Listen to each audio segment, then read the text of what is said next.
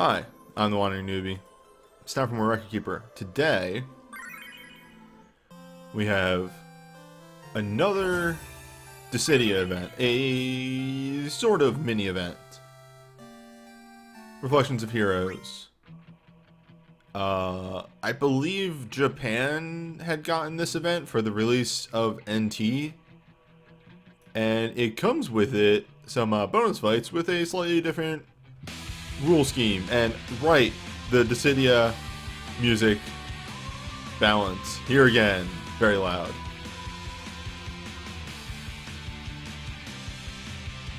Okay. The early EX fights though are, you know, against some individuals that may be new to this. Stola here, her whole big thing is that she does status effect. She slows, she stops, she does virus. Extremely rude.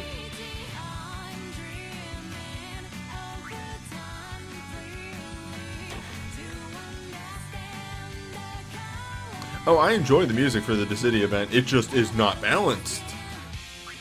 It is way louder than everything else they put in the game. And as somebody who does videos, that's frustrating.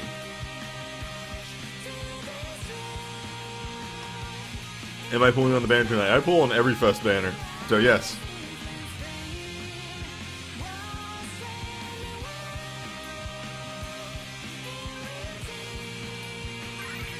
Wait.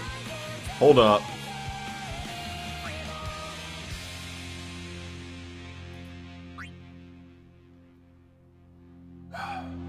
Newbie, why don't you make parties on video anymore?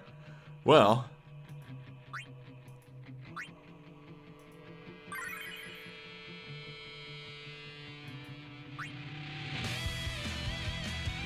that one was relatively painless.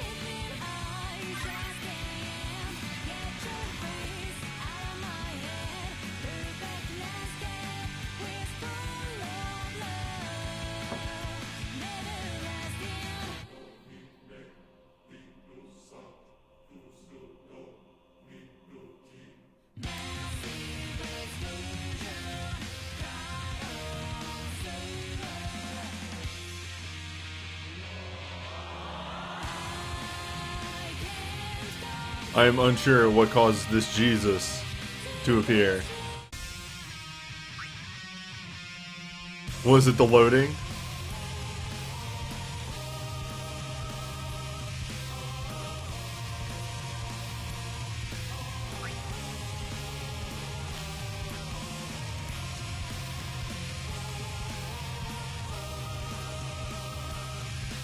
Oh yeah, welcome to fucking Nox. That's Nox's fucking loading. It's terrible.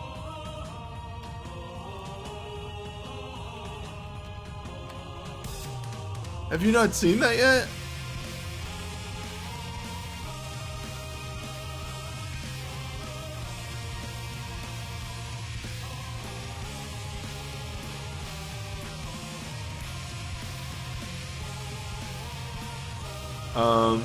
So if I don't have a good healer, clicked.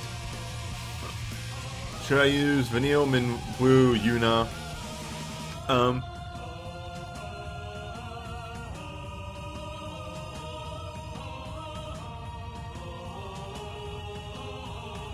I think, okay, so the only one there I would say no for a healer is Minwoo. Minwoo isn't really a healer anymore. They're moving him very much towards being an offensive white mage.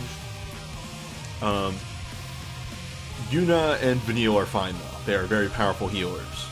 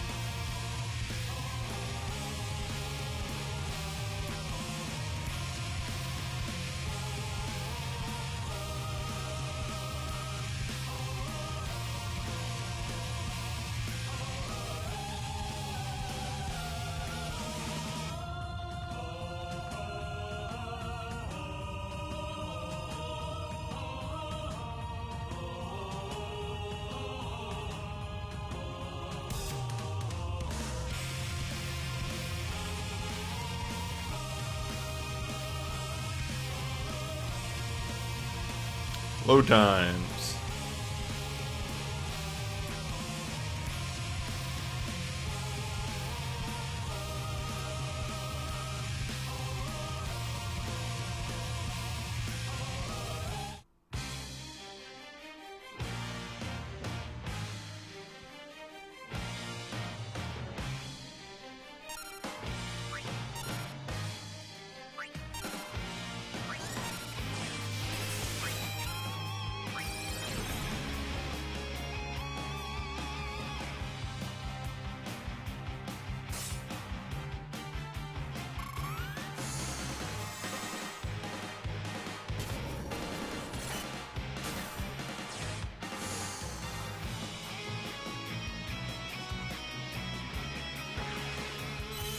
Man, listen to this version of, what's it called? Something Heaven from,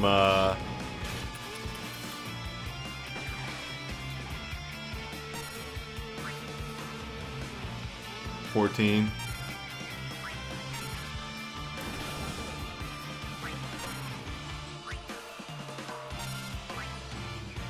Welcome to Reason Square's problem of, no, please stop adding stuff to your songs. They're fine the way they are.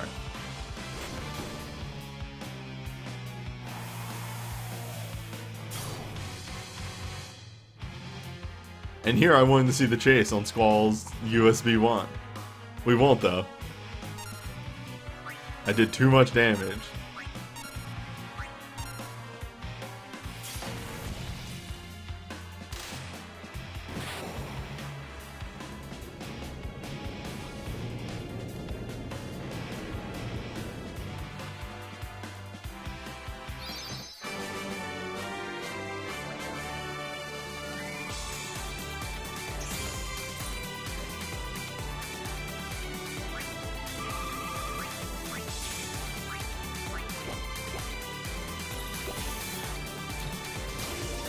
See, compare how loud the music is compared to the sound effects in the game.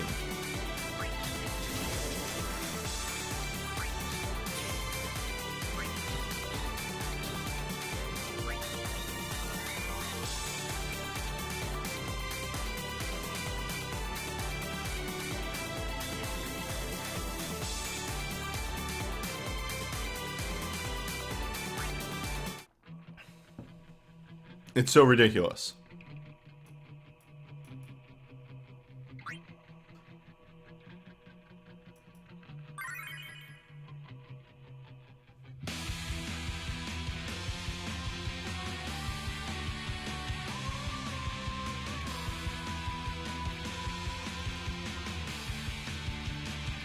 Alright, so that was the 18. Because I always need a gimmick to my party setups. So here we have main characters.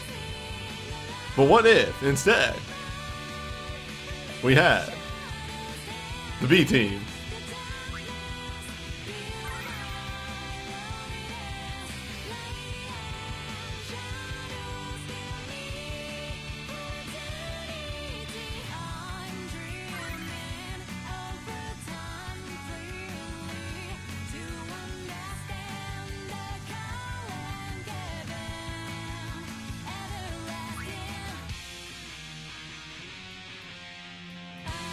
I'm really happy that since it's the, like, Dissidia NT, all of Dissidia Forever event, everybody that's been in a Dissidia game gets synergy instead of just the Warriors of Light and Warriors of Darkness. If you've ever been in Dissidia, you get synergy. It's a smart way to do a Dissidia event.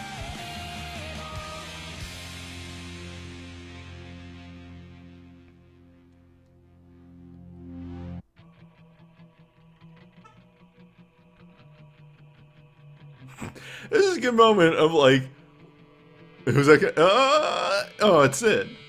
I know the name is, you know, here, but Matoya. Back to Sid again. What?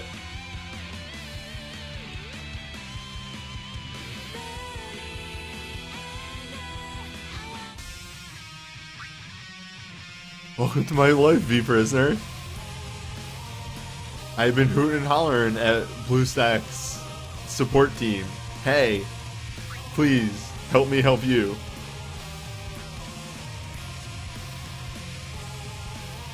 I can give you video proof. I've given you all the specs. Help me solve your problem.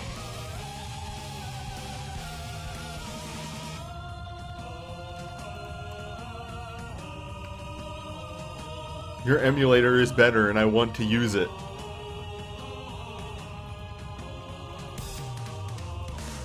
At least audio's fine, you know? It has a hiccup every now and then, but the audio is fine. I'll take that.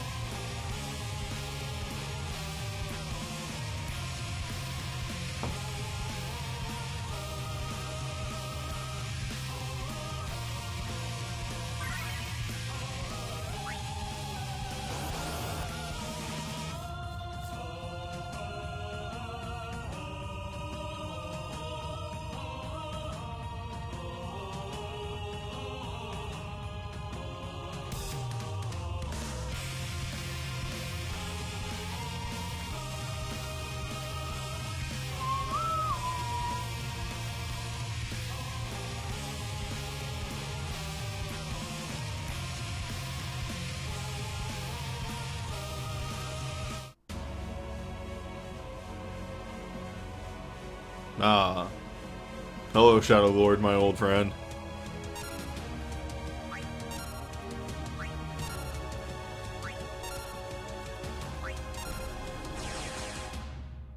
Why did I bring Draw Fire on you? Ugh. This is why you don't make your parties at the last minute.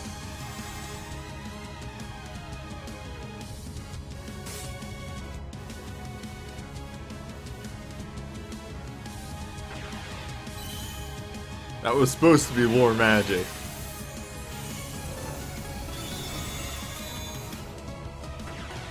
Which I doubt even works in this fight, but hey, a man can dream.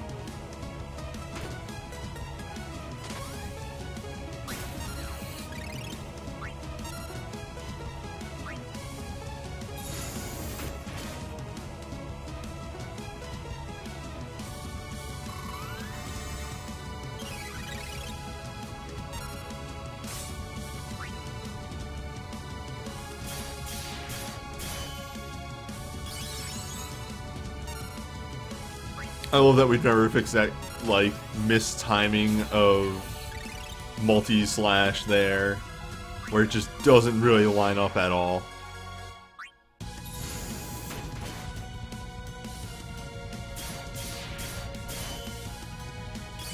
He swings the sword 5 times. It hits 4.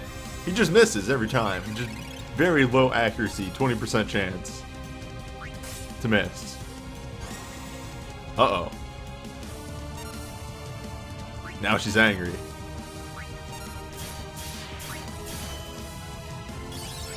What are you gonna do?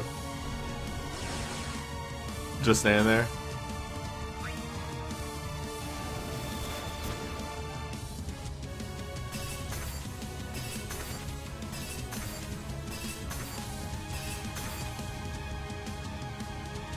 Powerful move.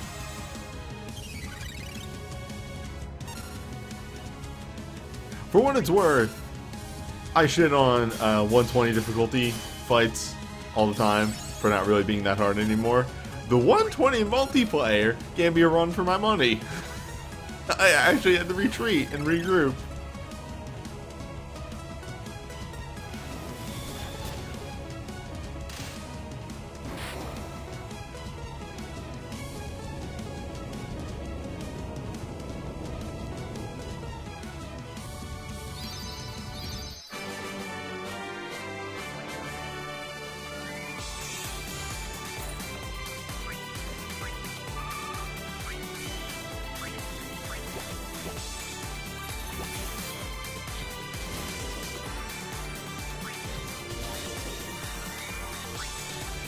Maybe I can start devising strategies that work for those fights that don't use roaming warriors. I mean, to be fair, everybody in this gets super synergy, so that's gonna happen either way. Alright, I'm ready for this. Like the last time the servers had a time and I tried to load into a fight to just eat 60 of my stamina. But here they are, the boys. So, the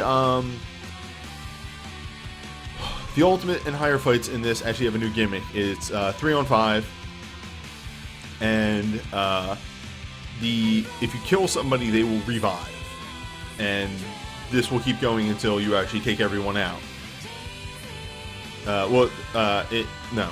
This will keep going until you get 3 kills, and then you win, much as a Dissidia NT match will go. So, they did it. They made a Dissidia event that properly used the mechanics of Dissidia. But by the way, if you thought the gimmicks were done, you're wrong, actually.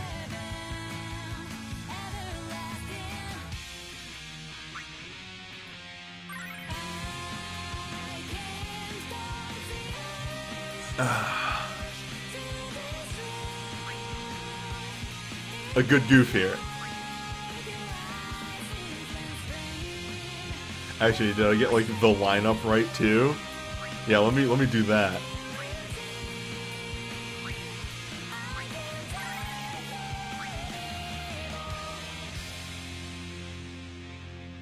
Oh no, I tried to load a menu. I am a fool. I am unmade.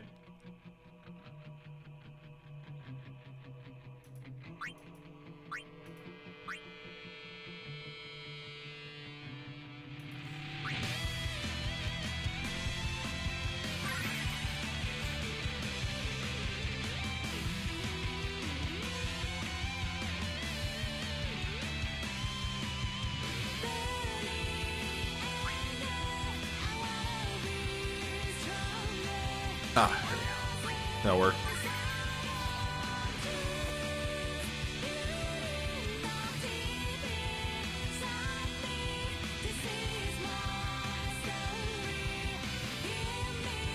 What's the purpose of Rosetta Stones? So, Rosetta Stone, every weapon has this, but it's only worthwhile on, say, 5 stars and higher, and honestly at this point 6 stars only, really.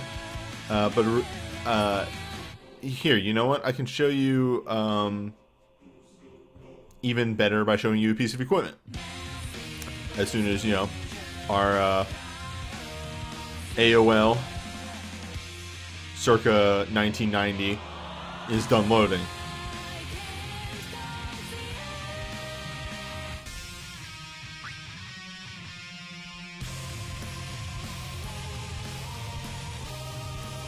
So if you look at, say, this right here, a true ice rod, it has an augment 3 out of 30.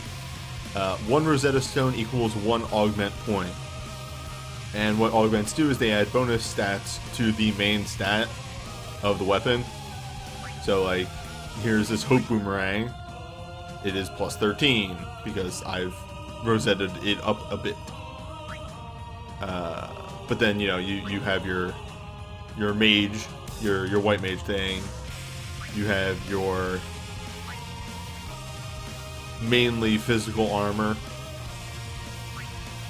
And then, you know, you mainly your mage armor down here. So that's what Rosetta Stones do. They're a way to get bonus stats. As a note, so that, you know, this will further apply here. So this is a 6 star. 6 stars always come with 3 Rosetta Stones. 5 stars only come with 1 Rosetta Stone. But if you're in Synergy, you get 1.5 times your Rosetta Stones. Bonus. So if I had gotten this up to 20, this would be a plus 30. On a 6 star piece of equipment, it would be 30, so it would be plus 45. It's a nice way to just get some bonus stats. A well rosetted weapon can be better, can pretty much be your go-to weapon in almost every realm.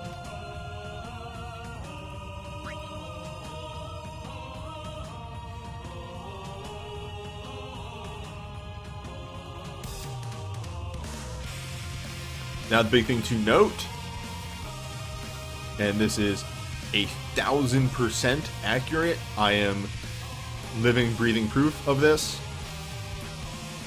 Rosetta Stones aren't required. At all. That boomerang you saw is the only thing I've ever Rosetta Stoned.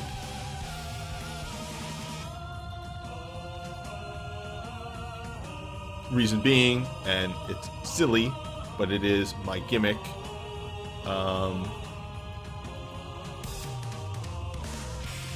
Rosetta Stones are advantage.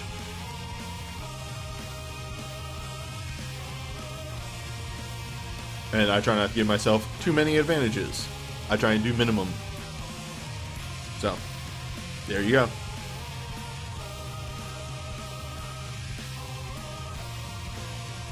Also, hey Cosmic Afro, we're about to get started with the ultimate.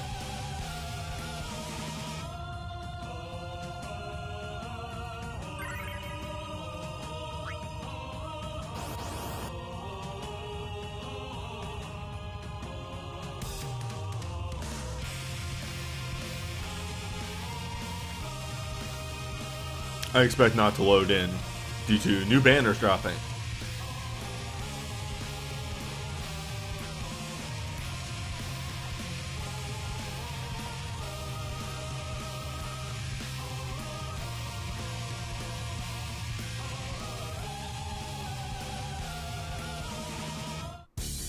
Well, hot dang. So, a thing to emphasize about these Dissidia events, aside from the whole, gimmick of,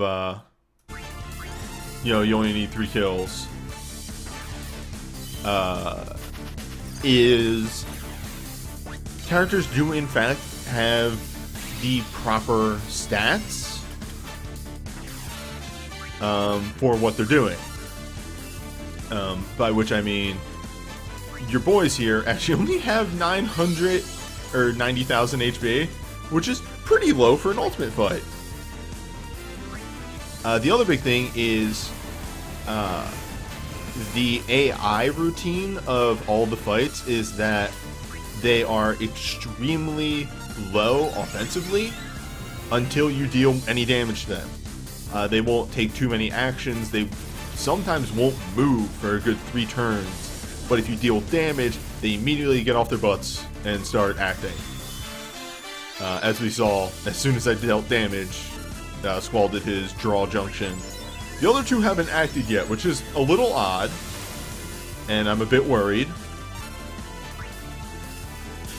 Nah, there we go. But yes, you're seeing how rude they can be. Now, luckily, I have a whole back row team here, so we're getting reduced damage that way too. Like, double all the damage I'm taking for being in front row. Yeah, or if you're in the front row, double all the damage I'm taking. But yes, like I said, 90,000 HP, they fall pretty fast. And since we just need 3 kills to win,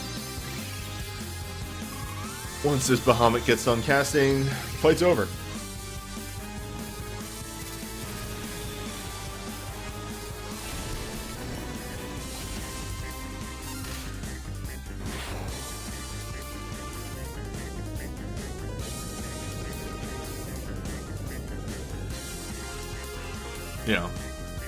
Small brain. Focus down the danger boy 3 times. Big brain. AoE then to hell.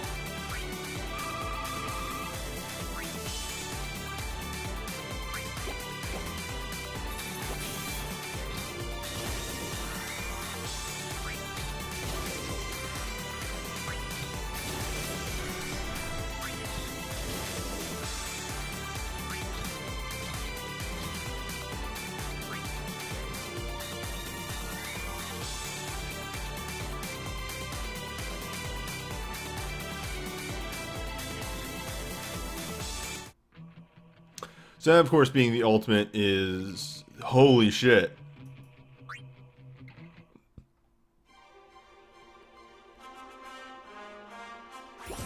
Okay, we got a bunch of fest bonuses. New stamps!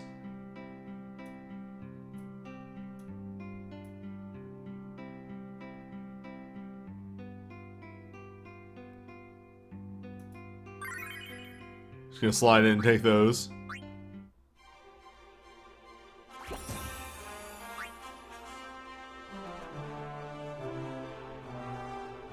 Alright, what do we got here? Phase 1. Relic Fest. Logging bonuses. All power-up dungeons unlocked. Summer Sun gift dungeons. The Weapon Strike. Quiz dungeon. Nemesis multiplayer. Cool. More multiplayer. Raid stamps. Summer Sun Festival. New breaks. Regenga.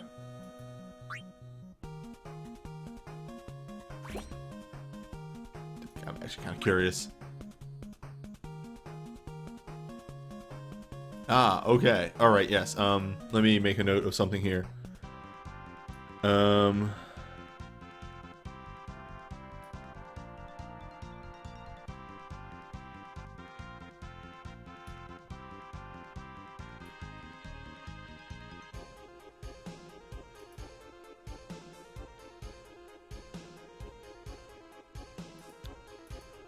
Yeah, I need to check something real quick, just because it'll help my braining.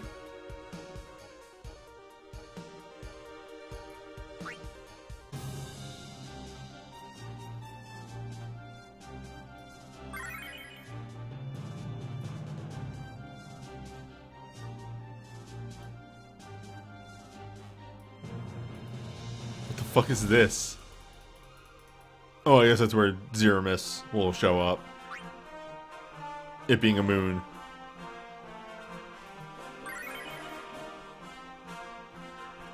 Oh wow, this has just 2 already. Alright, this is dropped completely by the 28th. Alright, yeah. So my plan to do all the stuff on the 2nd will actually work out pretty well. Alright, yeah, nice. Rad. Alright, let's finish up the city then. And then tomorrow Crystal Tower, and then on the 2nd, we do the whole shebang of fest stuff.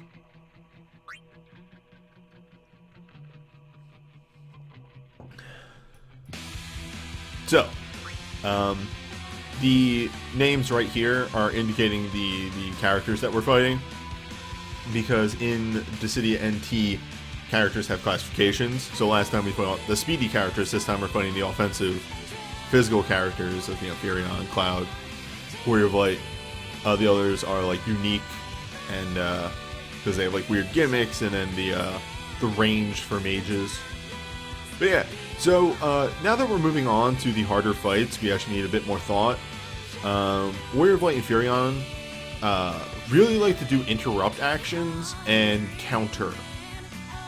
Both of them, once they are in their weak phases, so that's like 95% HP, they counter 15% of the time that they're hit. Cloud eventually uses Limit Break and does if defense ignoring attacks once he is limit broken, which are pretty nasty. The nice thing though is if we don't touch Warrior of Light or Furion, A, they can't counter, B, they never progress to their harder forms. So a lot of the Dissidia, and I'll probably mention this again once the fight starts up, but a lot of the Dissidia event stratagems are focus, pick a boy and focus them down, or pick boy or girl. Because once somebody is focused, they're not going to do too much. Because it's things like when people revive, because much like respawning in a fighting game, weird what this is, they have to restart all their stuff, right? So if you kill Cloud, if Cloud activates Limit Break that turn, and you kill him, he will respawn outside of Limit Break and have to wait a couple of turns to activate Limit Break again. So, seeing how as Cloud is the only person here who does things affected by turns, is our #1 target for picking on and destroying. Also only has about 120 HP, so he'll go down fast.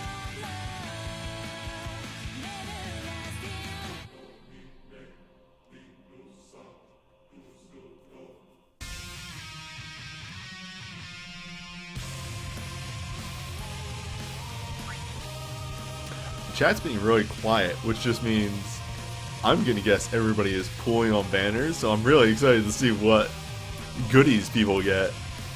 Or not goodies. There's also salt. All banners is salt.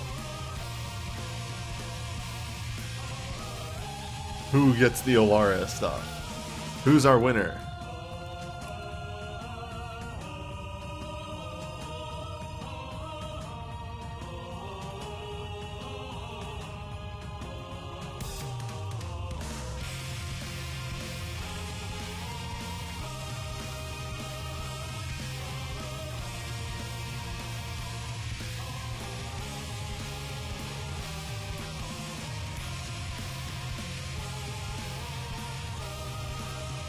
Well, let me peep that link real quick. Yeah, I'll give you permissions to post that. There you go.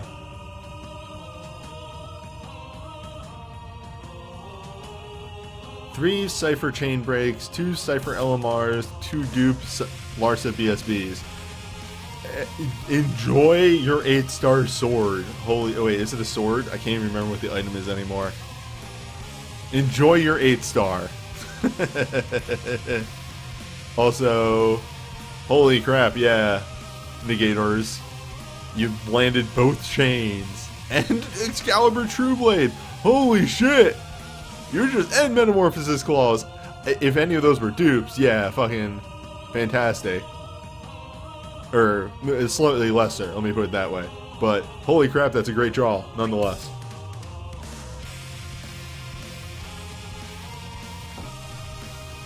Only claws were a dupe, but yeah, who cares? You landed some real bomb items there. B Prisoner got the Rasmo Chain and Tyro USB 3. And Alara Burst and LMR, all solid. Enjoy your new Bard.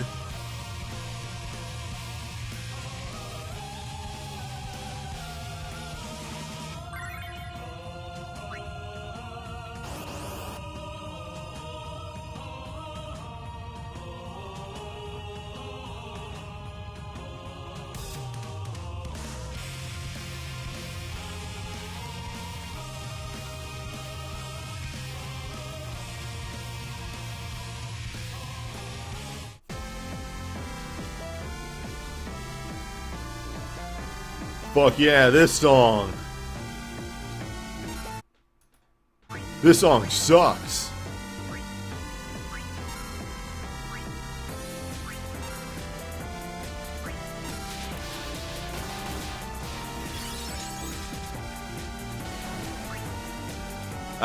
So this is what I was talking about before.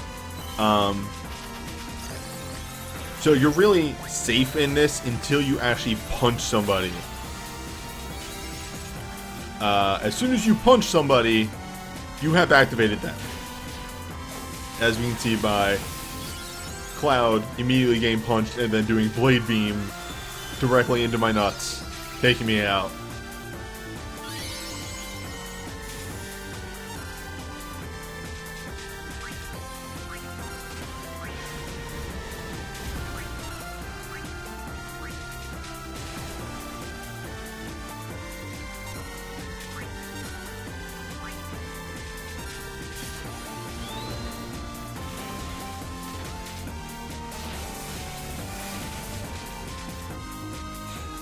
That's fine. Yeah, I can wholly understand stopping playing a game on a bad pull. Like, getting cool shit is some of the main motivation of playing phone games, so when you don't get the good stuff, it sucks. It sucks a lot. Also, please stop punching Selfie. She's a good girl. So yeah, a big thing with this fight though is having everybody in the back row is very useful.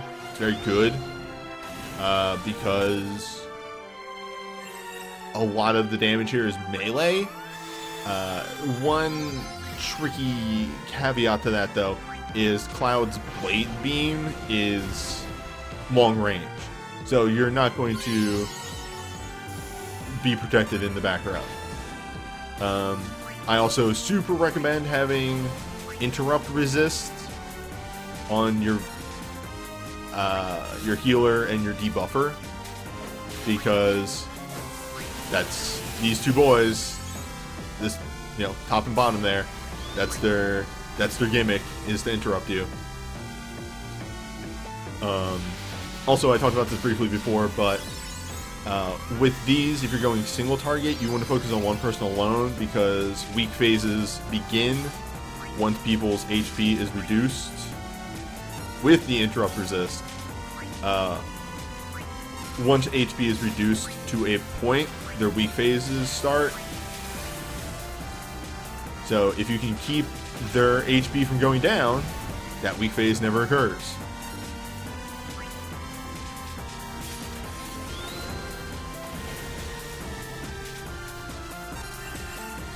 Also, whenever somebody revives in this event, they it's like they're a new character. It's like it's the start of the fight again, right? So, for instance, Cloud here has a gimmick of eventually limit breaking after a period of time and unleashing piercing attacks. If you can keep killing him, though, over and over again, he will never hit that phase. He will constantly do Blade Beam, though, which is very rude and mean. Blade Beam is easily one of the rudest moves in this entire fight, outside of the interrupt moves, but we have accessories for those. We can mitigate that a little bit.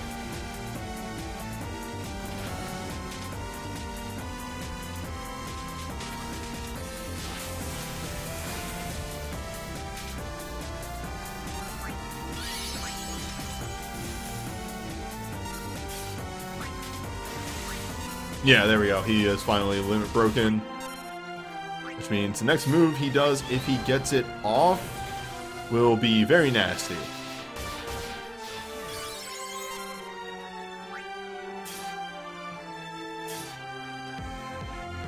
And he might actually do it because he just stunned one of my DPS.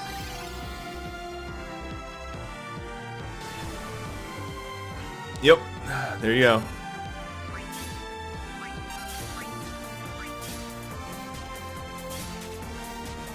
I did a test run of this fight where I had the melee people in the front row, and that was way rougher. They were taking about 1,000 damage per hit, sometimes 1,500. If you can pull it off, do back row.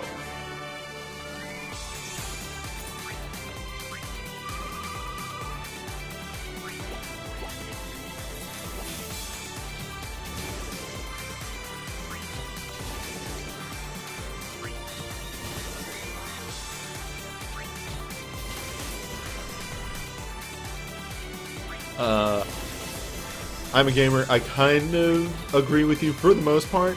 That song just feels a little wacky.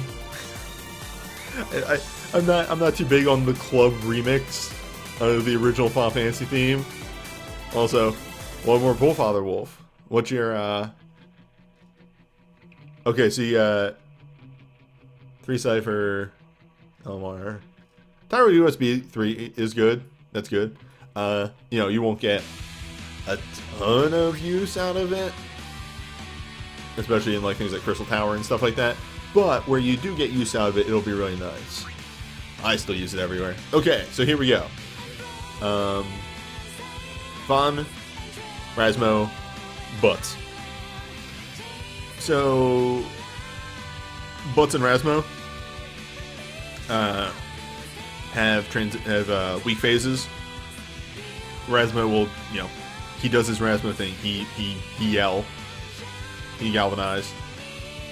Butts luckily does not have his soul break moves, so that's slightly easier. He still has a lot of his main things. Vaughn is actually the dangerous one here, believe it or not. Vaughn's whole gimmick is that he hits harder every time he uses a move. That buff, though, yeah, here we go. Some of Vaughn's abilities get stronger when he uses them a few times, but the strength is reset every time he's defeated. So yeah, you actually want to focus down Vaughn over the other two, and single target focus him, because you don't want to transition Rasmo or Butts to the rougher modes.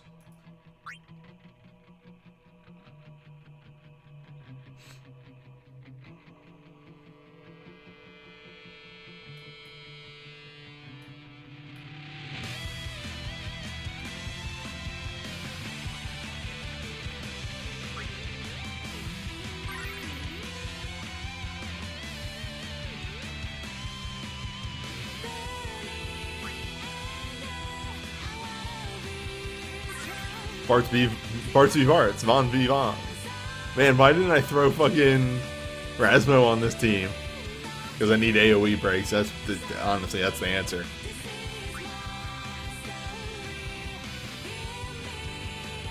There we go.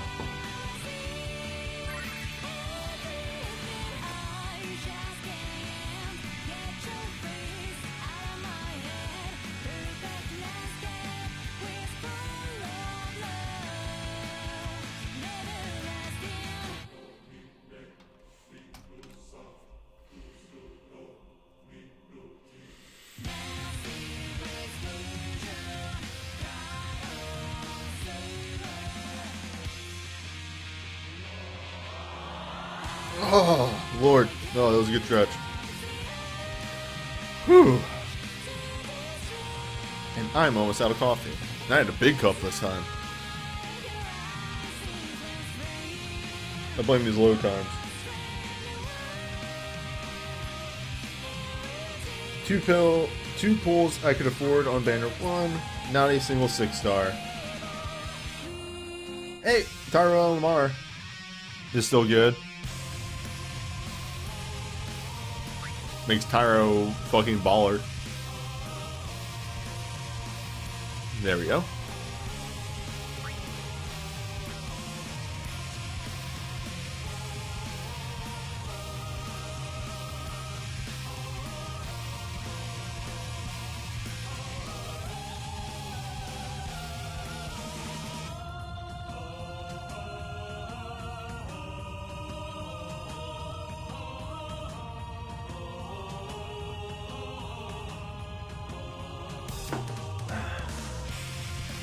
Well, I mean, that's the whole, if you didn't know that, that's the whole thing of Kingdom Hearts Simple and Clean. The woman who wrote the lyrics for that, or sang the lyrics for that, had no idea what the English part of that song was saying at all.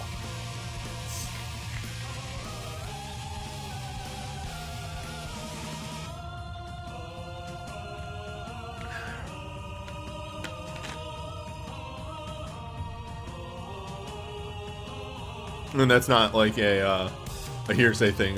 She has actually gone on record in an interview explaining that.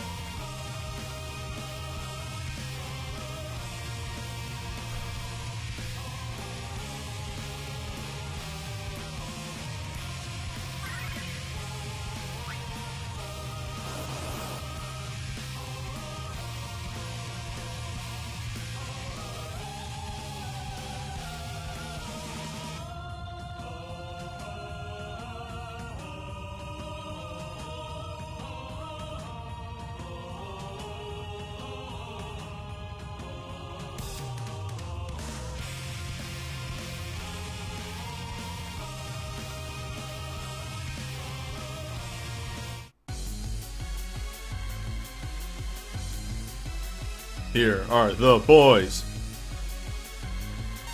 We want hold action, summon, hold action.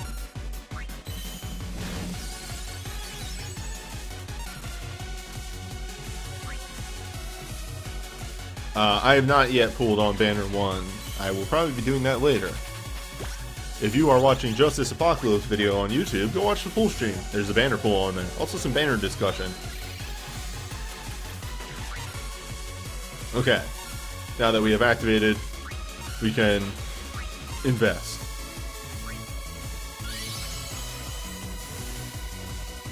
You still want a dual break in this, aside from the fact that it's a fucking dual break. Yeah, Vaughn casts magic, as does Rasmo, actually. Funnily enough, I found Bart's down here to be the non-issue of this fight.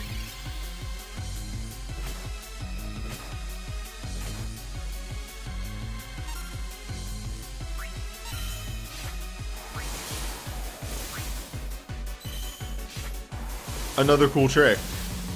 Or I just guess, not a cool trick, but just another fight where slapping everybody in the back row is a really good idea.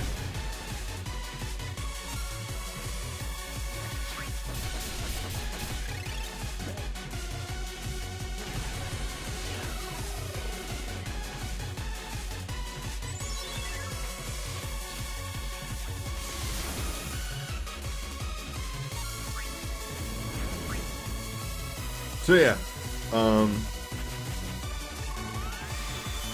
was explained off video, but bears mentioning.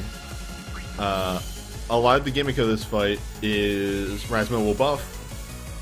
Bart's is just a flat DPS, and Vaughn here gets stronger the more and more he uses moves. So Vaughn is the only one that is affected from being killed. So if you're looking for a kill targeting method, so on and so forth, focus on Vaughn. He's the danger boy. Also, a fun thing to note, if you are targeting people through abilities, and somebody is killed, but you targeted them before they died, when your turn eventually does come up, you will target the person that you targeted. You won't just random target somebody else.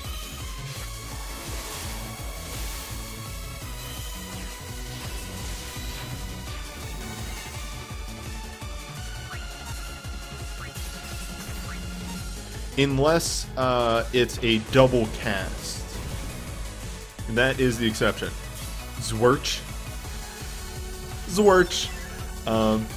If your kill, like you do your first, like say Bart's did his first Spellblade, and then double casted, the double cast might redirect to somebody else. So that is the exception to the rule, because that is a new targeting.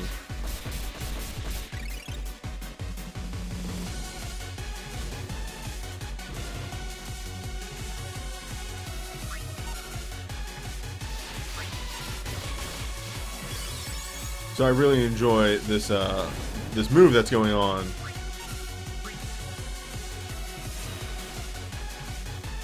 At the side here, which is, Yuna's like, that's a lot of damage you've been doing. Watch this, black.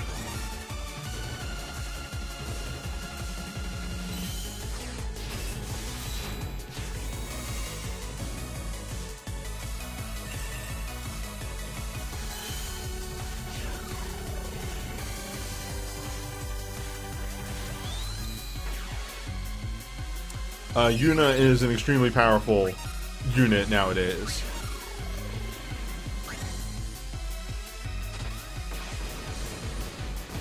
The Bahamut in this, not so much. I just really didn't have another thing to put on her. I think that's a carryover from a different fight that I had her set up for. But yeah, so her Legend Dive, if you're familiar with Final Fantasy XIV mechanics, her Legend Dive is Cleric Stance, more or less. She gets bonus magic based on her mind. So with if you give her a weapon that boosts magic and mind, and give her a single mind mag buff, she can actually hit exceedingly hard with summons. It's actually kind of silly.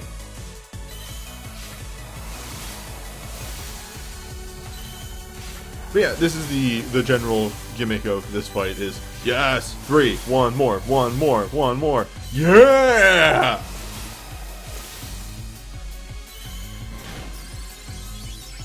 The Quadcast.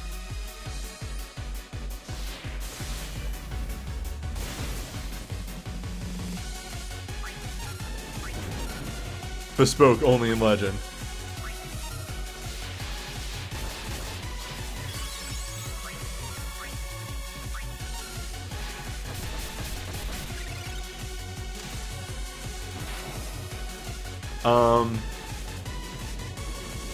Yeah, just focus down the problem unit. We saw it in this one. We saw it in the previous fight with Clued.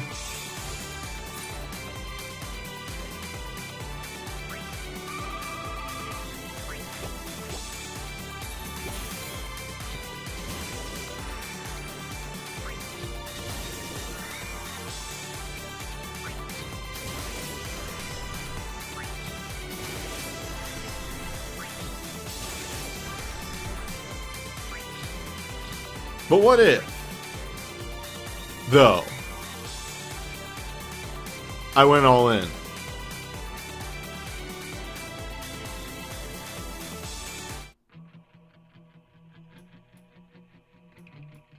So, the final, not the one I clicked game, A+ for effort. The final set are the mages. You have Ishtola, Terra, Shantoto. Front two are your DPS, back one is your support. The big things here are Ishtola likes to slow and stop. She really likes to do that. And also do an attack defense down. So, physical has an issue with this. She also likes to give regen and haste, both of which are actually, for once, in a blue moon, negligible. They're already fast enough that the haste doesn't matter, and because of the gimmick of the 3-man fight, their HP pool is low enough that the regen doesn't actually matter either.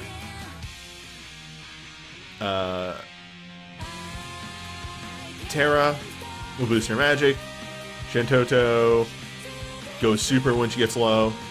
The big thing here is Divine Malison, which is a defense resistance down, which, as you might guess, removes wall. So, be prepared for that.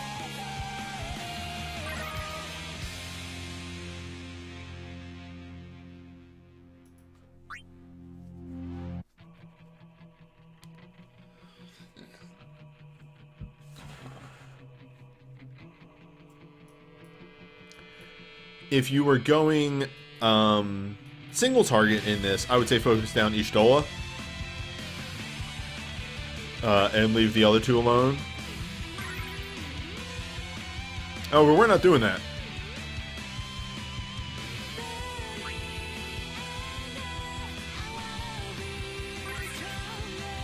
They have 200 and 50,000 HP.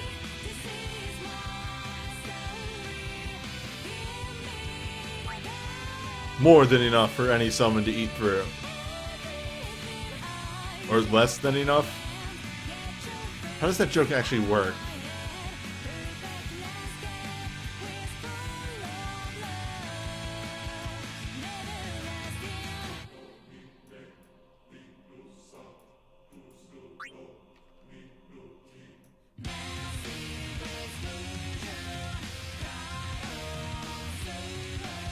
Okay, I am looking for...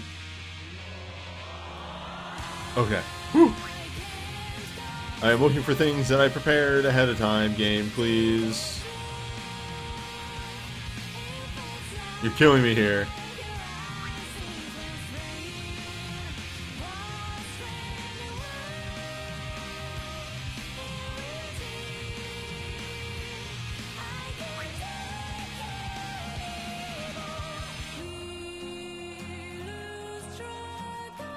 I have 4 unused ones of this. I will end you.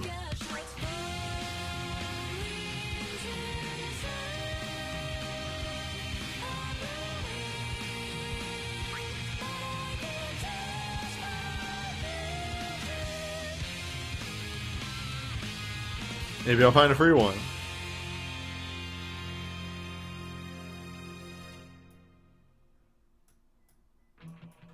When you prep for a video and the game denies you.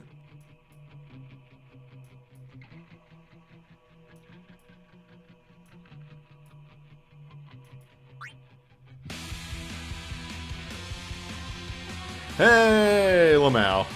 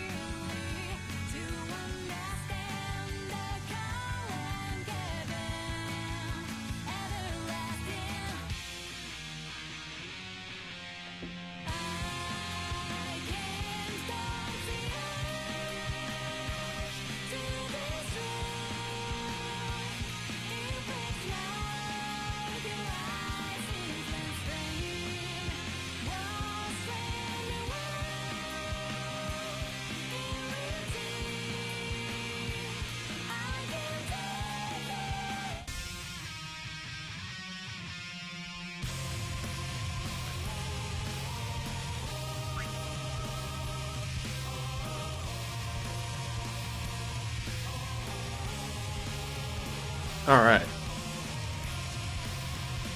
Now, finally, ready to engage maximum summon.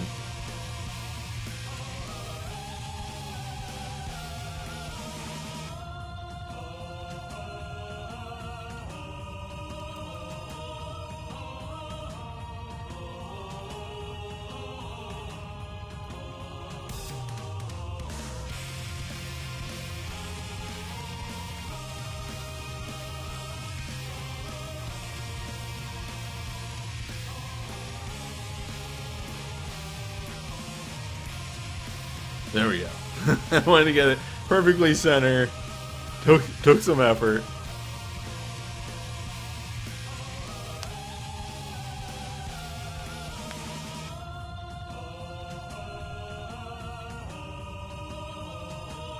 Also, to answer your question, Father Wolf, Alara with just the BSB and LMR, a pretty good bard in that regard. I think her command, I can't remember exactly. No, it's a quick cast and then Medica are her commands. Can't remember what her BSB does on the intro, even though I just talked about it not even 24 hours ago. But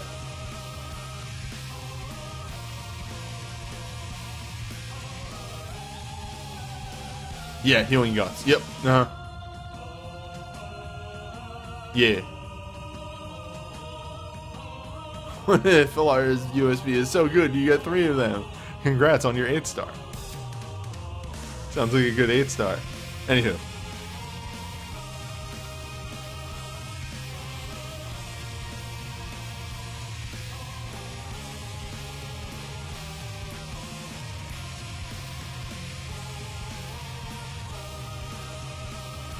Well, remember, Bard moves are really good. It's, you know, a free extra magic or attack or eventually crit if you want it, or if you're running a mage team, you can do the Go Fast song.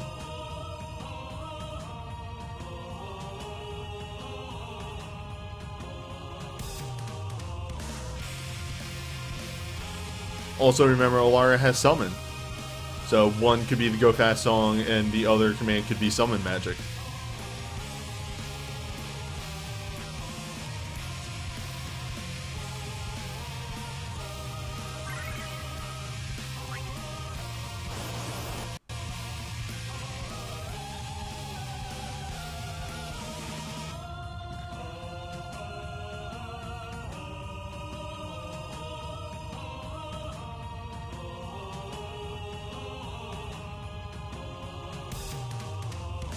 That's the emulator turning up the music.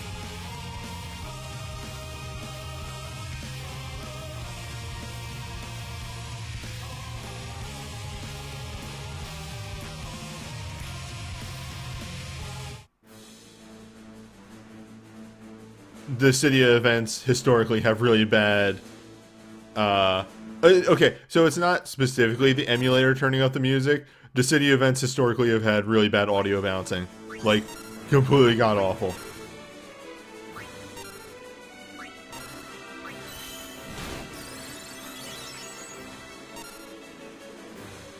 So we're holding our turns here. We're waiting. Because the second I do a summon, as soon as I begin, as soon as I engage with the fight, the damage is going to be coming fast and hot.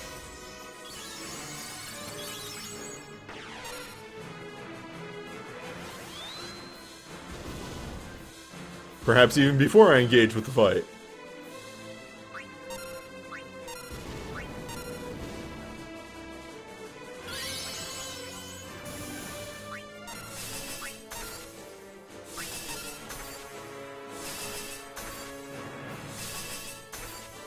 Terra! Engage Terra, motherfucker.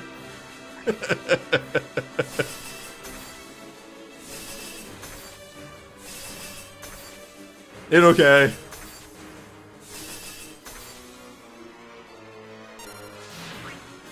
It not okay.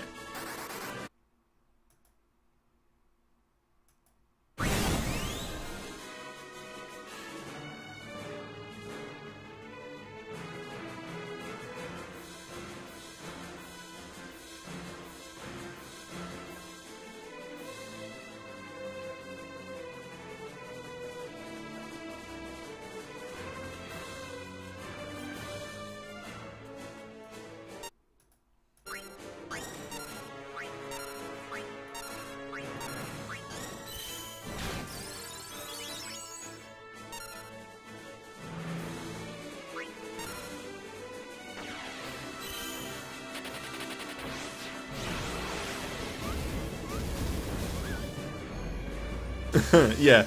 Until you get the debuffs fully out, Terra's multi-hit spells are extremely rough. Once you get both your dual dance and your magic dance out, fucking look at that. Okay, so she charged.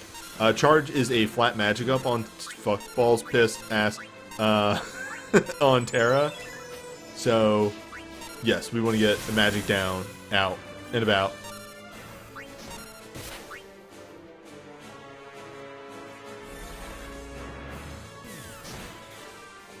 Good. Spread that damage out. As soon as Concerto gets off, I'm in the clear. As soon as that gets off.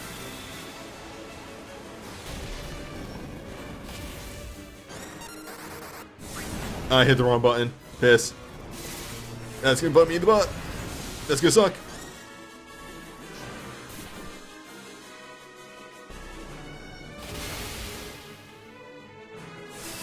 Oh, Jesus Christ.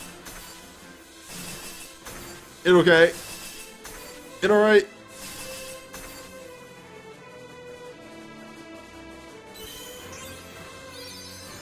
Whew.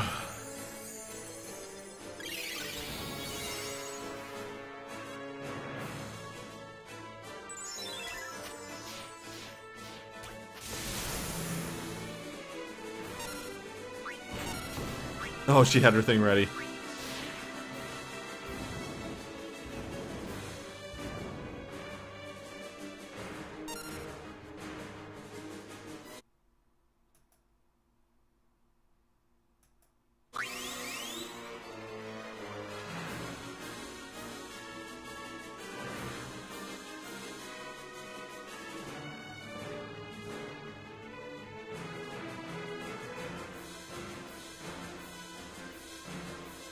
So the problem that actually occurred there was I hit the wrong button.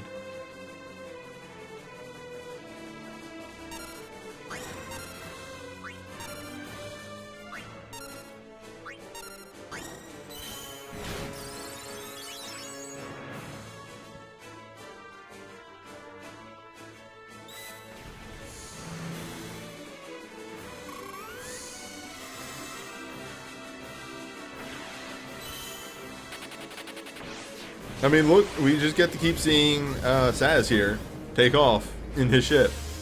There you go. Away. I need to hold turns a little bit more.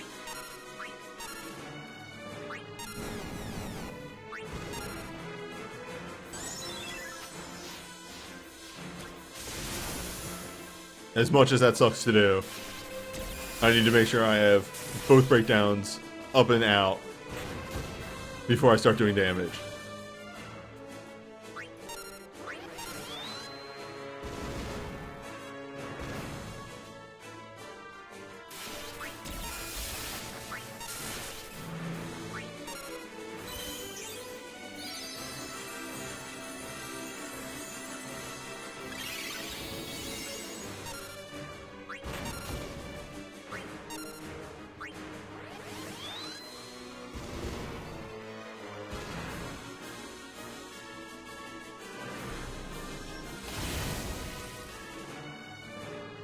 And there we go.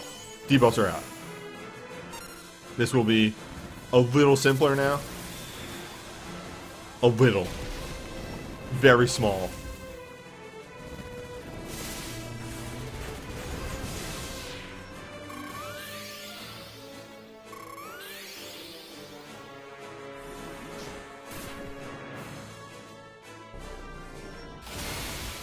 The power of dual breaks. The power of dual break.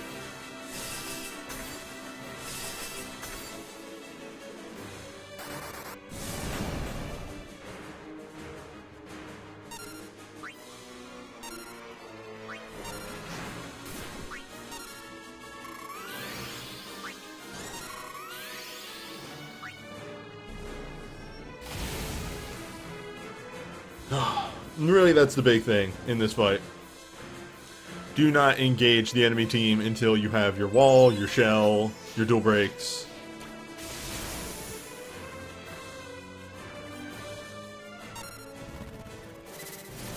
Then you can engage enemy team.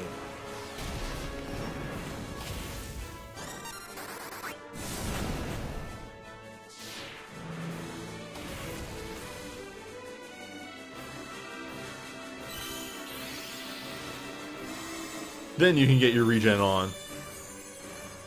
Yo, I had one attempt at this where she just kept hitting Deuce and Terra over and over and over again. And it was just like, I know this is gonna work. You just need to stop hitting the same goddamn characters over again.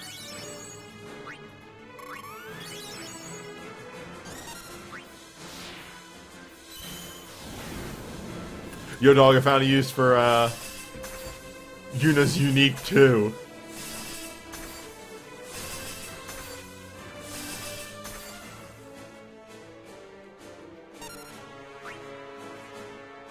That was the real crux of this team setup.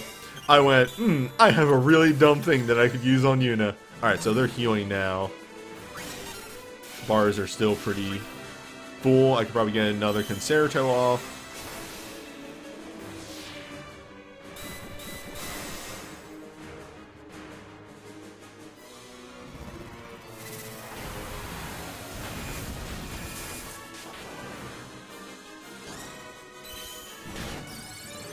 That's good for now, for the rest of the fight. Everybody's pretty much online at this point.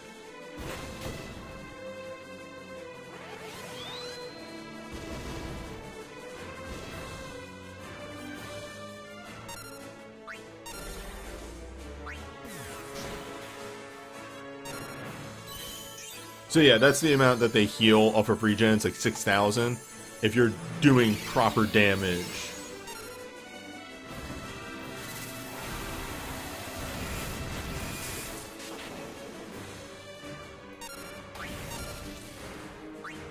The one thing is my dual breakdance might have worn off. Judging by that. Or that was... I didn't catch the name. Oh, that might have been the wall remover. Shit.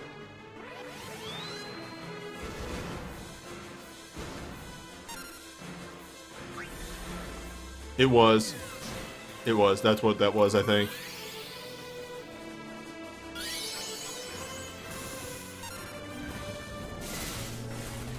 I just need to get one more summon off. Just one more summon.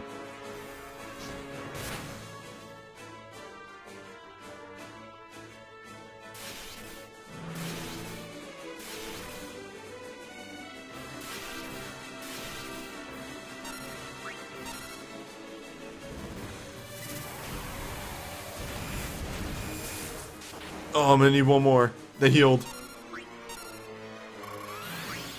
Almost there.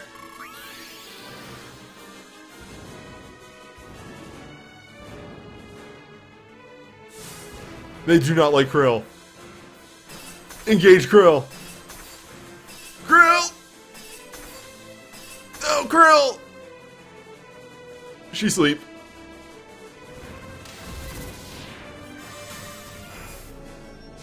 Died for our sins.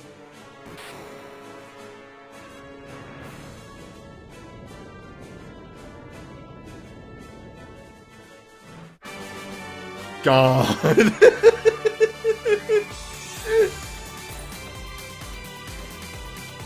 Surprise! End of fight.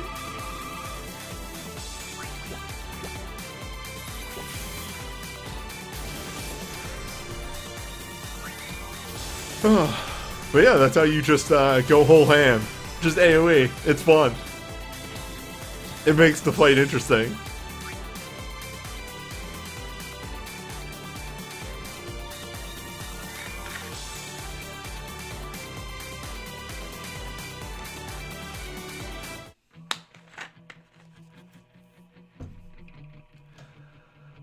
Alright. And there you go. Engage. The entire event. Done.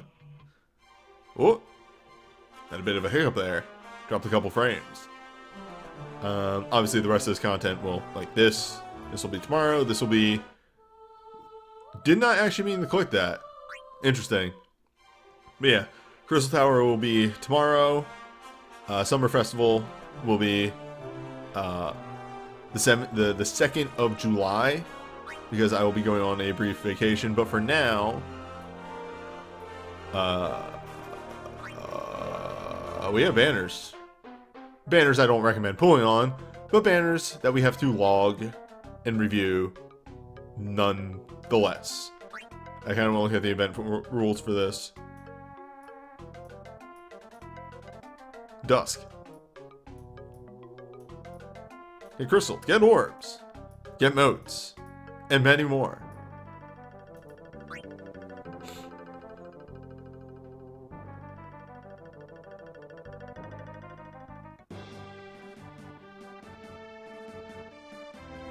I don't recommend the banners, these right here.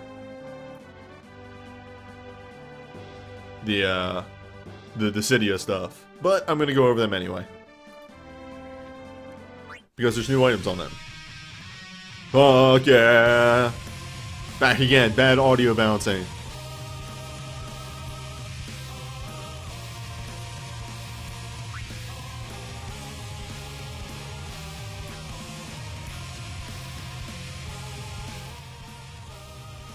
And that's how you fix bad audio bouncing.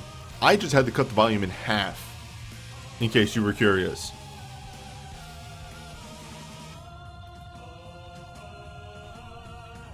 So, first up on this banner is Garland's Source of Hatred.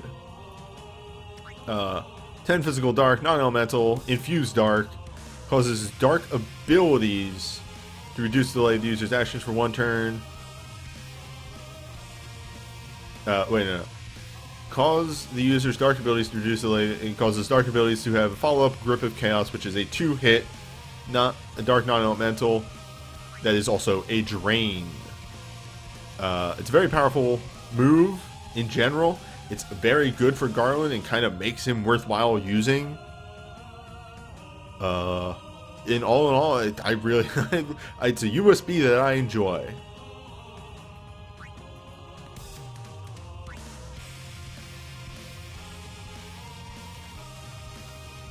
Crushing Darkness for the Cloud of Chaos. God of Darkness.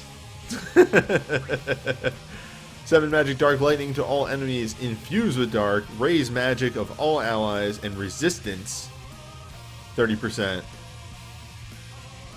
Cause users dark abilities to trigger the follow-up lightning, dealing magic, dark, lightning, non-elemental to all targets. Handy in an AoE fight, but really what I like more about this is that party-wide magic resistance buff.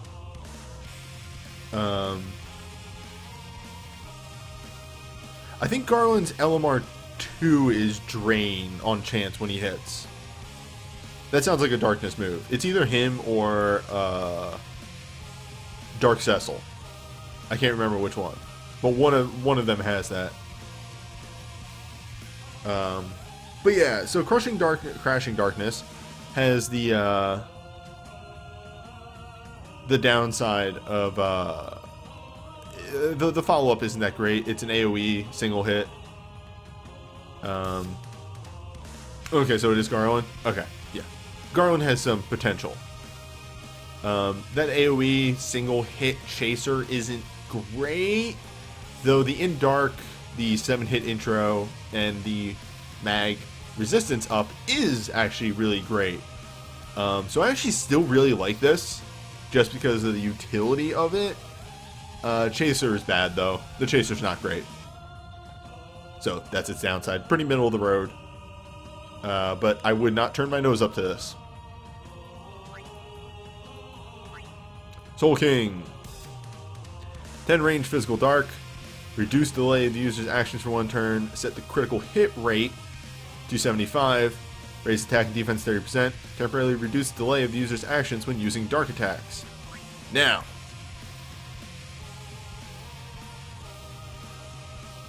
So.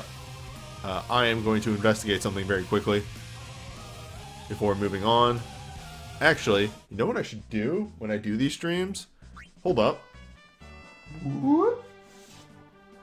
I have a iPad next to me here that also has this game downloaded and all the characters unlocked. So let me just, did I pull yet? Not yet. You have not missed the good shit. So, let me, where's the best way? Ah, record spheres. That's the best place to find this. Sort by, maybe not. Egg? Egg. Yes, okay, this is sorted by series now. Jet. Okay, so he only has darkness. That was the thing I wanted to check. I'm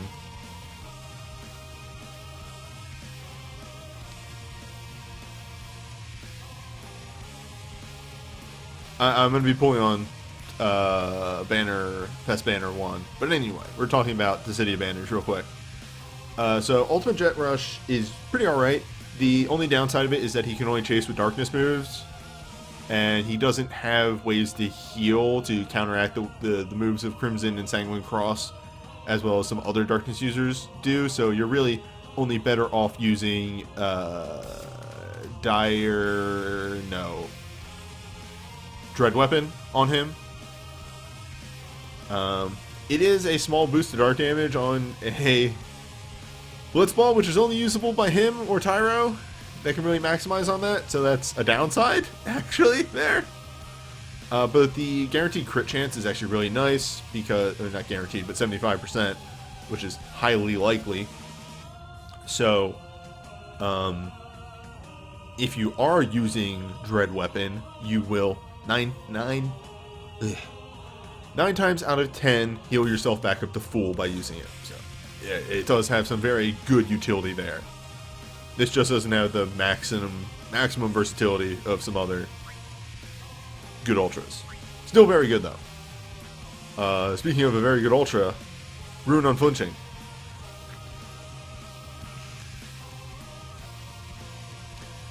So this is almost a carbon copy of the other one without the crit. So you got 10 hits, reduce delay of the user's actions, infuse dark, attack defense 30, and reduce the delay from darkness abilities.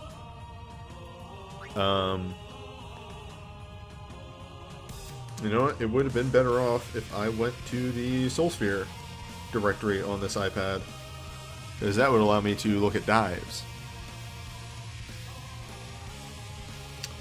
So, Gabranth can only use darkness as well. I think his dive is nice. I think that's where he changes, and he is better than Jekt in this regard. But let me investigate that before I put my foot in my mouth. So, let me just double check this first. Oh, actually, Gabranth can use heavy physical, which doesn't matter too much to this right now. And this only triggers off of darkness abilities, doesn't it? This is it. Dark attacks. Nice. So eventually down the line, when we get the dark heavy abilities, Gabranth is going to be a star user for that. Okay, he has a scaling LMR too. That's not too great. But luckily, they were smart enough to make him just dark damage and not darkness abilities. So again, good portions of his dive still synergize with those dark heavy abilities. God, I should stop turning this iPad off, because sometimes this game breaks when you reopen it. So that's the thing. That is, he has a bit more versatility than Jekt. And that's really it. That's why I like Runa and Flinching better than Ultimate Jet Rush. Twin Swords for Garland is the good BSB2. It's a 8-hit infused dark into burst mode, and then a carbon copy of your Squall BSB2. Command 1 gives you stacks, Command 2 does more damage, and what have you based on your stacks.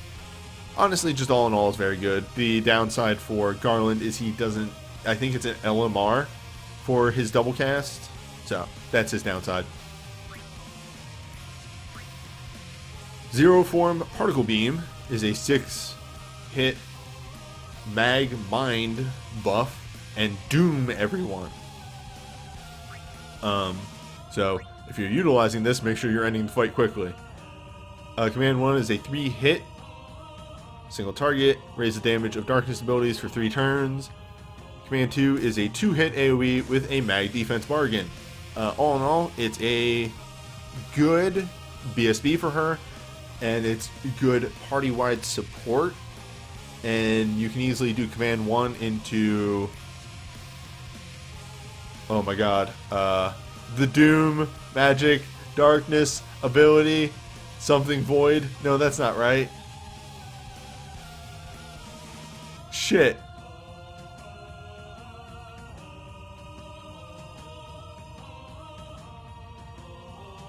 Not Memento Mori, the other one. The one that Dark Zone. Oh, shit.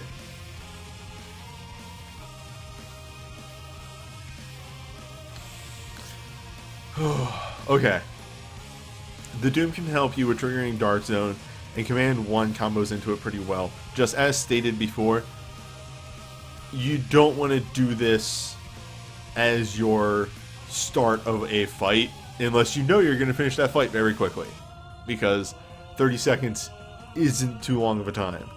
It's longer than you think, but it's still not that long. Oh, the Blitz. You sure exist? The Blitz is easily just an in-dark out of 10. It's very old, random hits, it in-darks him. Lord. Excuse me. Command 1 is a 4-hit single target, Command 2 is a 2-hit AoE. That's it. If you still have this and you're still using Jet, you're going to use this to in-dark him and then move on to some darkness abilities instead, because you're not going to get a lot of mileage out of this BSB. Innocence, however, is a 8-hit random Imperil, 4-hit single target on that Command 1, but with reduced delay. Command 2 is a single hit with a drain. Now, the weirdness here is that Command 1 is combat, Command 2 is darkness. However, thanks to his dive just being typed dark as opposed to darkness, still synergizes with that dive, if you have dived him for that. Anywho, I do like Imperils. They have their versatility. You're probably not going to be using Command 1 on this, but that drain isn't too bad to have if you're using Dread Weapon on somebody else. Harness the Fiend for your boy is 8 Dark Poison, Infuse Dark, enter Burst Mode, and then we have a sort of copy of Squall's BSB 2.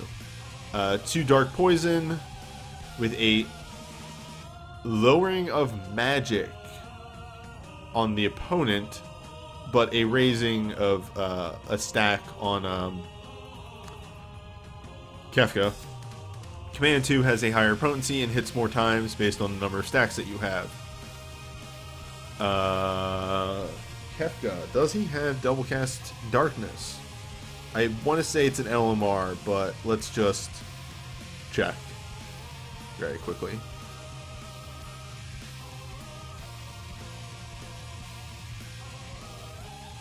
His dive is reduced casting time sometimes when using dark abilities.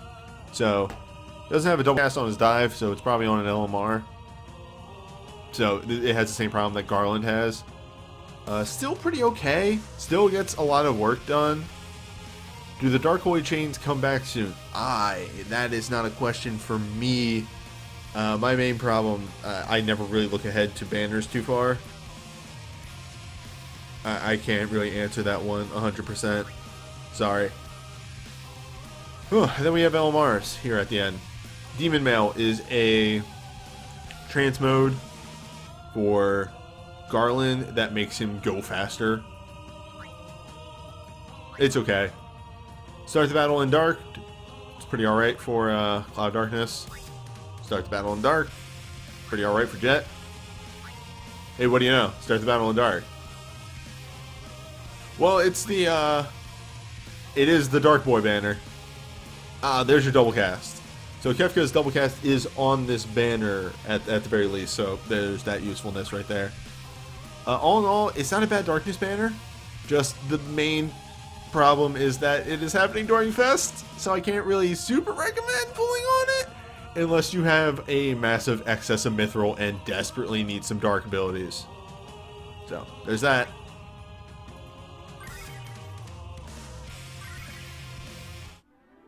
Honestly, this would not be a too bad of a banner for me to pull on if I had an excess of Mithril, because I don't think I have anything on here.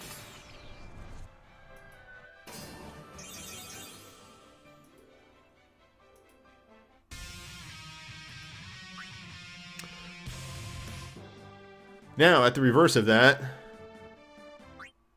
Oh, that's right, I did just pull Garland's BSB. You can forgive me for forgetting that I literally just pulled that last night.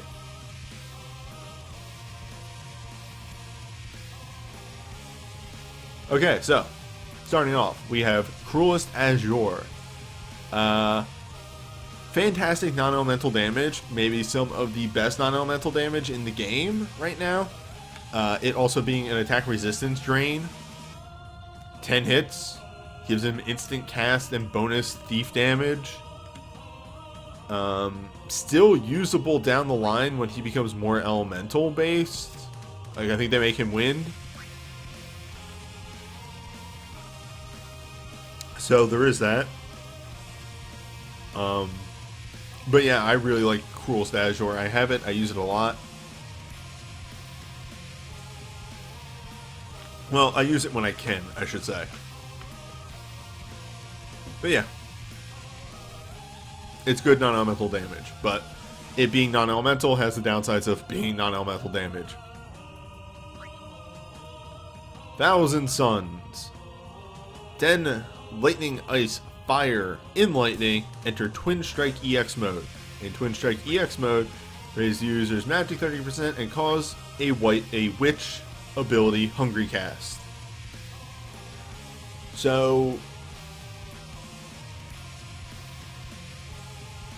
the downside of this, which is not in a great place right now, which becomes in a slightly better place down the line when they release 6-star Witch, which is, I feel, the fucking catchphrase of these banner reviews as of late is like, this isn't good because blank isn't a good place, but just wait. But yeah, Witch is really not great. I can't recall if we got the Witch buff yet, But which abilities actually do get a buff? They get slightly higher potency to counteract that they are just not a good... Like, generally, 9 times out of 10, you're better off using black magic. But down the line, they get 6-star, which...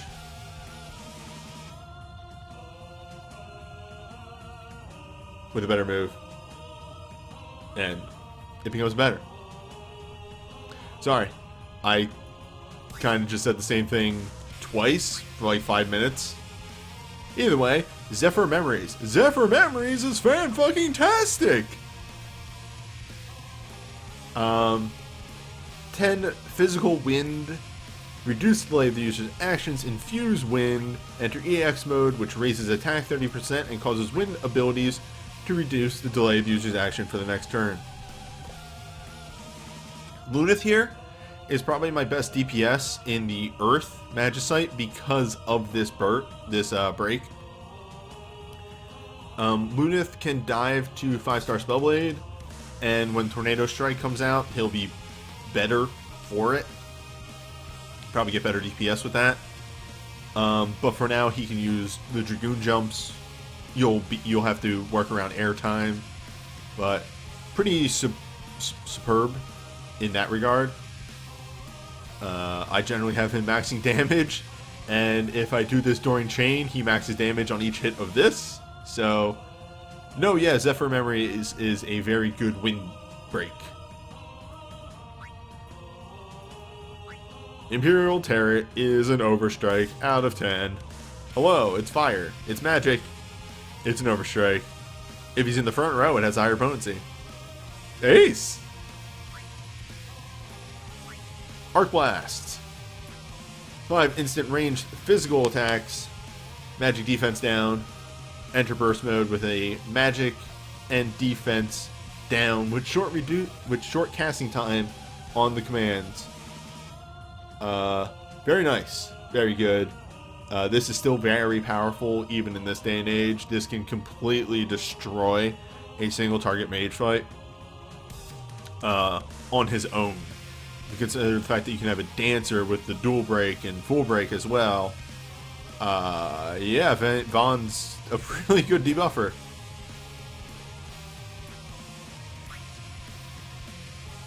Play rough. A very good workhorse of a burst here. It's 6 magic, lightning, fire, ice, infused with lightning. Command 1 is lightning, fire. Command 2 is lightning, ice. Just hits those 3 elements. And does it well. And that's it. It's like very just on paper right there. It hits 3 elements, hits lightning a little harder, and that's about it. The animation's fantastic. If you haven't seen the animation for Play Rough, it's a really good animation. Like, you're pretty much getting the most of it right here. Look at her. She is going to fucking wreck your day. But yeah, Play Rough is really good for like barrier switching bosses and that. Outside of that, maybe Lightning Magicite. This will have some worth to it, but that's about it. Or Water Magicite Lightning Team. You know what I meant. Eternal Wind is old, but still really good for Lunith. It is 8 ranged physical wind. In wind, enter burst mode with a high chance to interrupt. In fact, the entrance, and if they are interruptible, will generally stun. Command 2 is a 2-hit AoE attack resistance bargain. Command 1 is a 4-hit single target with a moderate chance to interrupt.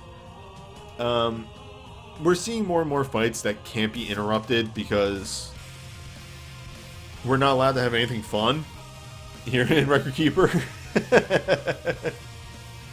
But if a fight is vulnerable to interrupt, this is a really good burst for pulling that off. And even that aside, it's a very strong wind burst. So even in that, you know, you can get a lot of worth out of it.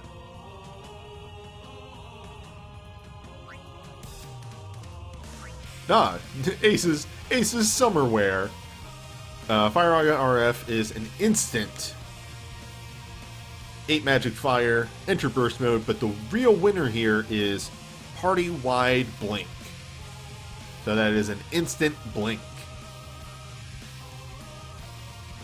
The commands are, give or take, is a 2-hit AoE mag resistance bargain on command 2 and a 4-hit, 5-hit single target on command 1. Hits more times if he is in the front row. Again, the real appeal of this burst is the fact that it is an instant blink. The commands are whatever. It has that whole weird ace gimmick where they want you to put him in the front row as a mage, even though he has mage stats. Take that as you will. I've heard Fire Bomb does pretty good damage if he's in the front row, and it does come with a bargain on it to get your magic a little higher. And it's a resistance bargain, so it's not going to affect him being in the front row at all. But yeah, again, it's the instant blink. That's why this is good. Oh, Kane, you need a BSB 2 because honestly, Dragoon's Pride is a very mediocre Enlightening out of 10. The entrance is a 4-hit AoE. Most breaks will do more hits on AoE and way more hits single target nowadays. Command 1 is a 2-hit Blood of the Dragoon. We have a better ability that is a 5-star that you should just be using instead. Command 2 is a 2-hit Ether, Smart Ether. So that exists at the very least. And you can use that to your advantage. I mean, the further extension of this is, I don't think Kane has a very good dive. I think he has a very Dragoon dive. Let me investigate that real quick. Increase the user's attack a large amount proportional to the number of jumps. Yep. Kane does not have a fantastic dive on top of that. Honestly, if you pulled this, you're generally using this if you have literally nobody else at Enlightenings. It's a really old and not fantastic burst at all. I was excited when I first got this because I liked Kane, and now he is just my sad child on the side of the road because I have Arane, who is this burst but better. Alright, moving on to Delamars. Yeah, that's what I said, Arane. Or Arani, maybe. So, Skyward Dream. Small chance to restore one ability to the user's ability with the fewest remaining uses when damaging an enemy with a Thief ability. This is actually really good for Vaughn. So the to expand on this and why this is great. So a free way to restore ability uses is just great no matter what. But remind you that Cruelest Azure makes your Thief abilities instant. So the whole biggest problem with Vaughn is that he eats through abilities really, really fucking fast. 9 times out of 10, with other characters still having good stuff, if I bring Vaughn to a Apocalypse Double Plus, he will actually go through all of his abilities. I know, it's air quotes problem. His problem is that he actually uses up all of his ability uses. But this helps to fix that one downside, because sometimes you'll just restore ability uses. Mind you, it'll probably fucking go to Bloodlust, but hey, who cares? You're getting something back. You're getting your free 20k back. Master Caster for Shantoto is chance when using a witch ability to have it triggered 2 more times. So what this means is 10% chance to triple cast for free. Fucking stupid with witch abilities. This right here makes Shantoto work. when you consider the fact that the witch ability that you're going to be using for damage is a 6 hit, this turns that from a 6 hit into an 18 hit. Just letting Shantoto build up chain meter.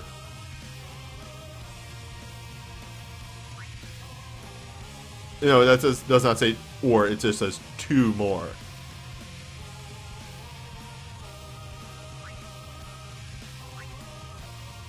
Begin the battle unwinded. Yep, nope, that's Lunith.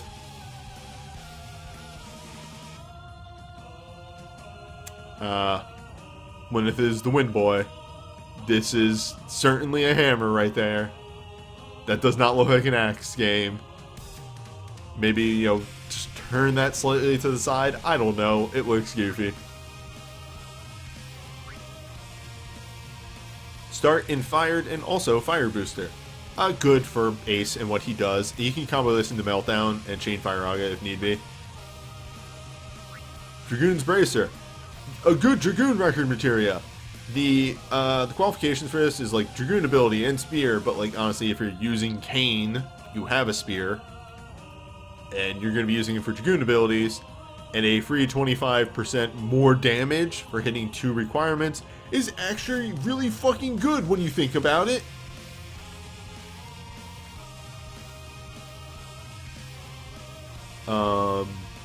Yeah, this begs that you have his USB or his chain to properly capitalize on this stuff.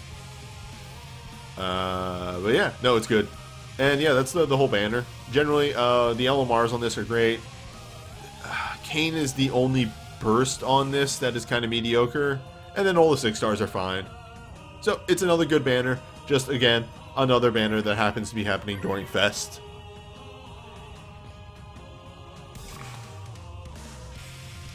And also a banner with way less of a theme. Wow, okay. The app just crashed. Cool dog.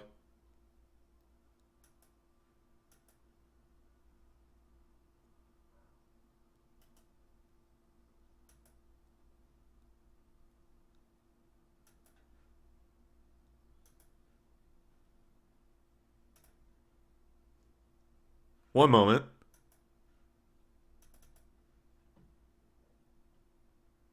Imagine Lockdown is playing.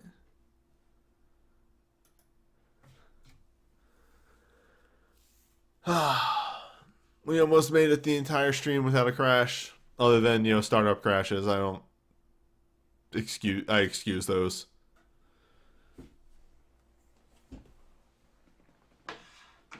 I was gonna say I don't excuse those, but actually I excuse the startup crashes.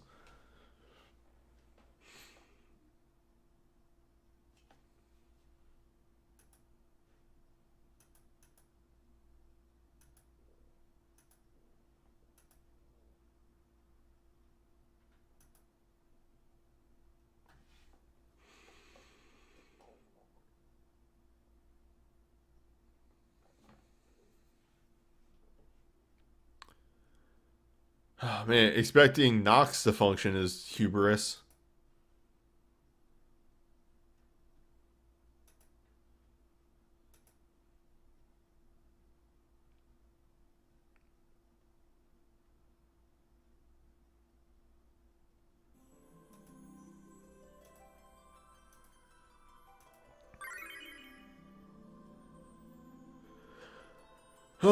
Also, we're done with Dissidia stuff, so let's raise this to the normal volume level.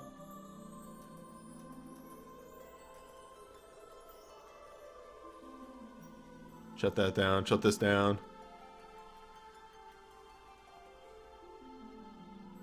There it is. Right there. Finally, we fix it. Also, finally, it's here. This one I can give or take.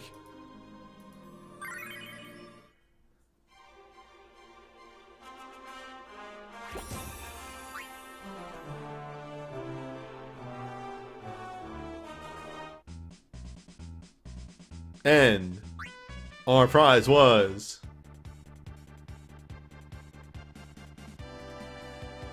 A glove.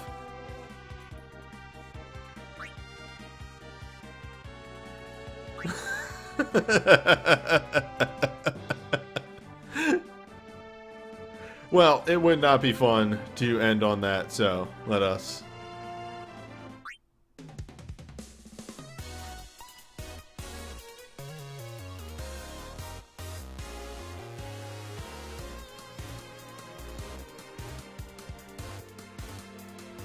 So let's review the banner real quick, though. So double chains right here, Holy Dark. Alara's broke-ass USB. Tyro's broke-ass USB. It's fucking Orlando's broke-ass USB. Alara's BSB, which is pretty alright. It's an Astra. It's okay. Free Dispel, but pretty good holy damage. Best caster in the game. It's pretty good. It's instant. It's instant. That's its big upside. Some healing on Bard moves. I don't even remember. Alright, in Dark. Right, okay. Instant cast, which is great. And double cast. So, the initial pool. The gem.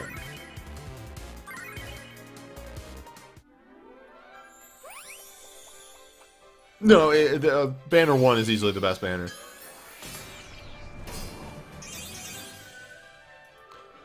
Okay.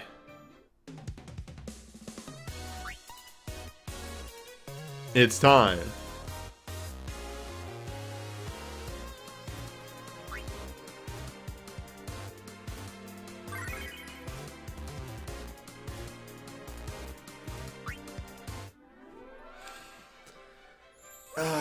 And I lean back. Let myself fall into the embrace of the 11 pool.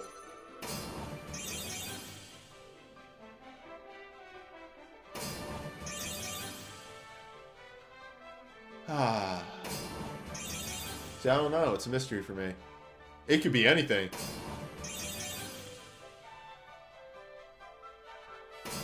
We just hit item 5. That's item 6.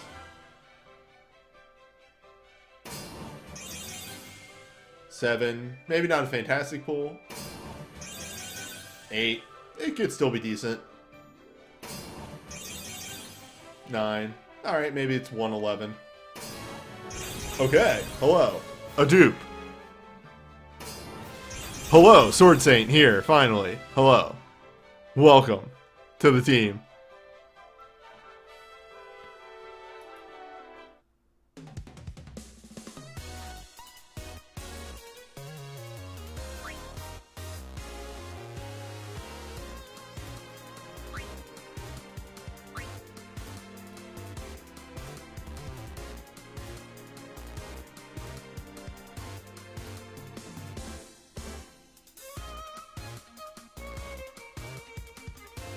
That's an okay pool, Cosmic.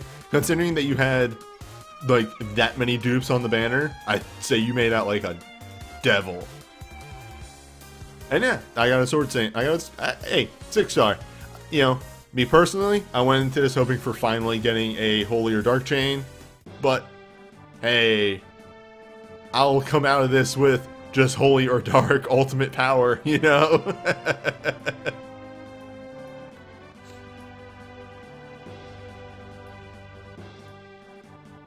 Eventually. So, people have been asking about it. I have to sit down and probably I will do Acolyte Relic draw after the fest, and I can probably sit down, take inventory of what I have and what I don't have, so on and so forth. Because I will probably pick stuff to better accommodate the holes in my equipment. Because right now, like, lightning is a little weak for me. Water is getting there. Physical dark kind of is okay. Holy's actually pretty alright, but yeah. Do we get a big 30 pool or something of that sort? Better. We get a 8 draw. that is 1 6-star item and 7 5-star items.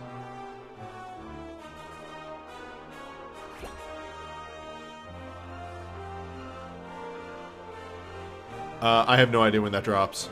It might be in the announcements. Let me see.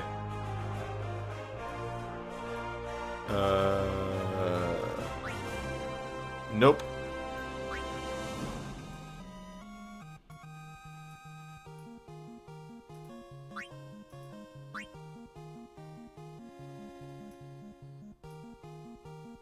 Here it is, the Dream Relic draw. I think that's what it is.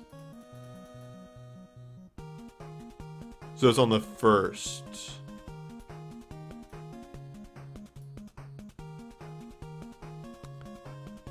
Game, please don't say Final Fantasy Record Keeper and chill. Don't.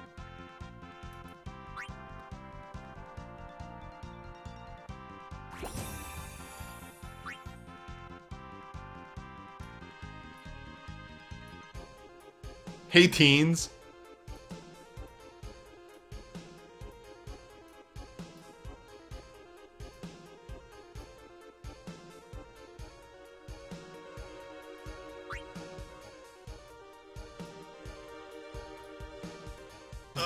Yeah, I'm desperately trying to find out this draw schedule, and I think it's just... When did this drop? This dropped tonight. This might be it? Yeah, okay, this is it. Yeah. Alright, so yeah, it drops tomorrow. It lasts till 7th, so I'll probably do this on the 2nd for me. But yeah, so here it is right here. Celebrate the holiday season, yada yada yada. Relic Draw is free. It can only be used once during the event. Offers 1 6-star relic, and every other relic is a guaranteed 5-star. So, that is 8 relics for you of varying power.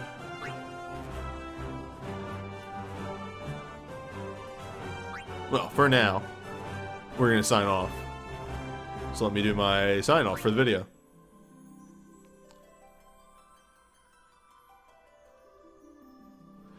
Well, that was it for the Final Fantasy Dissidia event. Next time, we're going to have the Big Fest stream, which is a whole mess of quizzes and weapons and what have you. Final bosses. So I'll see you then.